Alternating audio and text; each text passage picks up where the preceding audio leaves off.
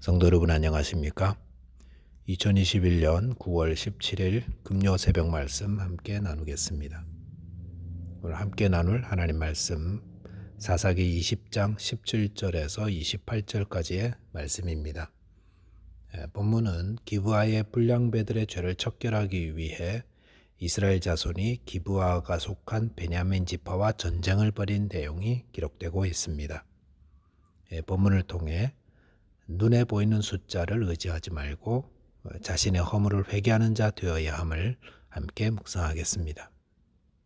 첫째는 숫자를 의지하지 말자라는 것입니다. 본문 17절에 보시면 베냐민 자손 외에 이스라엘 사람으로서 칼을 빼는 자의 수는 40만 명이니 다 전사라라고 하였습니다.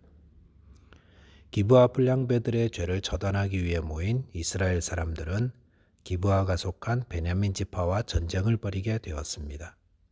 18절에 보시면 이스라엘 자손들은 베냐민과의 전쟁을 앞두고 베델에 올라가 그들 중에 누가 전쟁의 선두에 설지를 하나님께 물었고 유다가 먼저 가라는 응답을 받았습니다. 그래서 19절 20절에 보시면 이스라엘 자손이 아침에 일어나 기브아를 대하여 진을 치니라. 이스라엘 사람이 나가 베냐민과 싸우려고 전열을 갖추고 기브아에서 그들과 싸우고자 하매라고 하였습니다. 이스라엘 자손들은 베냐민 지파와의 싸울 만반의 준비를 다 끝냈다고 할 수 있습니다. 그들은 아마 이보다 더 완벽하게 전쟁을 준비할 수가 있을까라고 그렇게 생각했을지 모릅니다. 왜냐하면 베냐민 지파보다 거의 7배나 많은 군대를 준비했고 양식도 준비했습니다. 거기다가 지금 이 전쟁은 죄 지은 자를 척결하려는 그런 명분까지도 분명합니다. 또 하나님께 응답까지 받지 않았습니까? 자, 이렇게 모든 것을 다 완벽하게 준비하고 전쟁을 치렀는데 막상 전쟁을 시작하고 뚜껑을 열어보니 그 결과는 어떠했습니까? 21절 보니까 베냐민 자손이 기브아에서 나와서 당일에 이스라엘 사람 22,000명을 땅에 엎드려뜨렸다라고 하였습니다. 이스라엘 사람들은 베냐민 자손과의 전쟁에서 22,000명이 죽는 큰 패배를 당했습니다. 군사력으로도 우위에 있었고 또 죄를 척결한다는 명분도 있었고 거기다 하나님의 응답까지도 받았는데 이스라엘은 왜 이렇게 패한 것입니까? 그것은 그들이 하나님을 의지하기보다 자신들을 더 의지하여 방심하고 부주의했기 때문이다라고 할 수 있습니다. 이스라엘과 싸워야 할 베냐민 지파 사람들 어떤 자들이었습니까? 사사기 20장 16절에 보시면 기브아 성읍 출신 700명은 왼손잡이로서 물매로 돌을 던지면 조금 더 틀림없는 자들이다라고 하였습니다. 거기다가 기브아 성읍은 언덕에 위치하고 있었기 때문에 이스라엘 자손들은 올라가며 싸워야 했고 거기에 비해 베냐민 지파 사람들은 내려오며 싸우기 때문에 상대적으로 베냐민이 훨씬 유리한 위치에 있었습니다. 그런데도 이런 베냐민 지파와 전쟁하려 했던 이스라엘 백성들이 했던 것은 그저 단순히 전열을 갖출 뿐이었습니다. 이것은 어떤 걸 보여주냐면 이들이 자신들의 숫자를 의지하고 아무것도 준비하지 않았다는 것을 보여줍니다. 40만이라는 숫자. 물론 그들이 하나님께 기도하며 도움을 구했지만 그 기도조차도 하나님을 의지하기보다 우리가 이렇게 많은 숫자가 있으니 그저 형식적으로 올라가서 누가 먼저 올라갈까요? 묻는 그런 기도였습니다. 후에 이스라엘이 베냐민과 3차 전쟁을 할 때 모습과 1차 전쟁을 비교해 보면 그들은 그들이 가진 숫자를 의지하고 그래서 너무 부주의하고 교만했다라고 할 수 있습니다. 우리는 숫자가 주는 메시지에 현혹되지 말아야 합니다. 내가 가진 40만의 군사력이라는 숫자, 이것이 우리에게 잘못된 메시지를 주어서 방만하게 하고 부주의하게 할 수 있다는 것입니다. 내가 몇 년 동안 신앙생활을 했는데, 내가 성경을 몇 번 통독했는데, 내가 공부를 얼마나 많이 했는데, 내가 가진 재산이 얼만데 하는 이런 숫자들이 우리를 부주의하게 하고 교만하게 하고 무너지게 만든다는 것입니다. 교만은 넘어짐의 앞잡이고 패망의 선봉이라고 하는 말씀 잊지 말아야 합니다. 저와 여러분께서 숫자가 주는 잘못된 메시지에 현혹되지 마시고 겸손하게 하나님을 의지하게 되시기 바랍니다. 두 번째는 자신을 돌아보는 자여야 합니다. 본문 23절에 보시면 첫 번째 전쟁에서 패배한 이스라엘 자손들은 저물도록 울며 여호와께 기도하였습니다. 그들은 내가 다시 나아가서 내 형제 베냐민과 자손과 싸우리까라고 물었습니다. 여기 보시면 이들의 기도에 변화가 있다는 것을 알 수 있습니다. 처음 전쟁을 앞두고 드린 기도에서는 우리 중에 누가 먼저 올라가서 베냐민 자손과 싸우리까라고 했는데 이 첫 번째 기도를 가만히 보면 이들은 그들의 형제 베냐민을 마치 이방인처럼 여기는 것을 볼 수 있습니다. 이스라엘이 이방인을 점령하러 갈 때도 이렇게 기도했거든요. 누가 먼저 올라가 싸우리까. 하지만 베냐민 지파는 그들의 형제였습니다. 비록 그들이 죄를 짓고 잘못 행하였지만 그렇다고 해서 마음대로 칼을 휘둘러도 되는 자들이 아니었던 것입니다.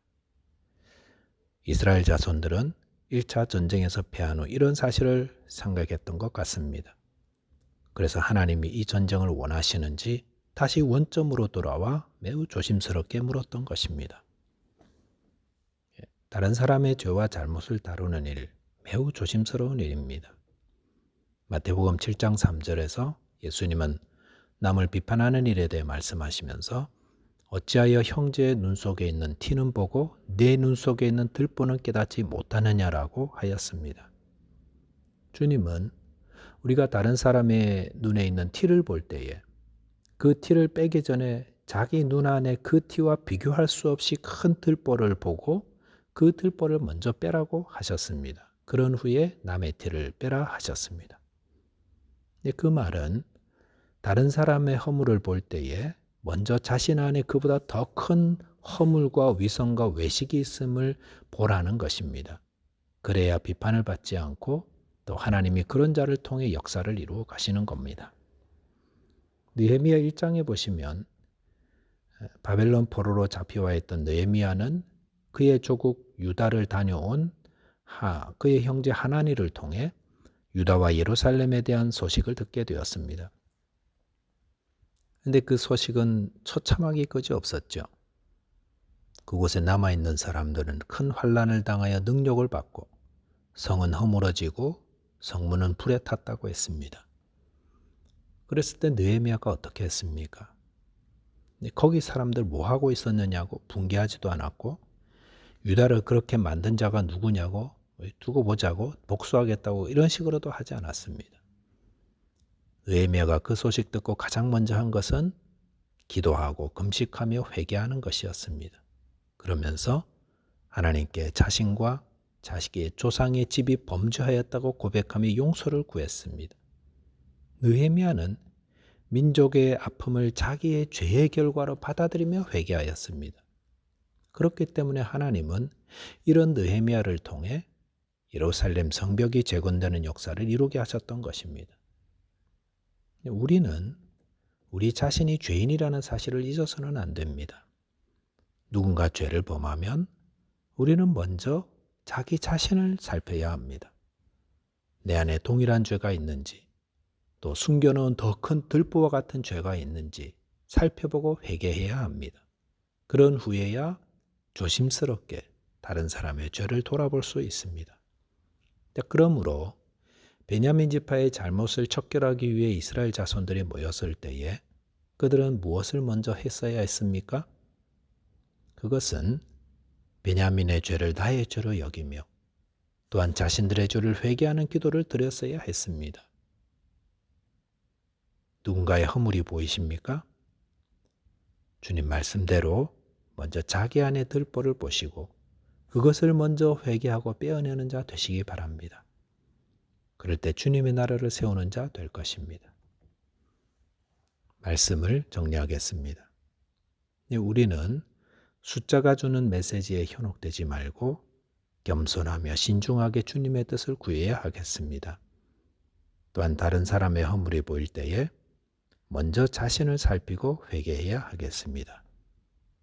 기도하겠습니다. 하나님 아버지, 저희가 경험하고 소유한 것들 아무것도 아님을 고백합니다.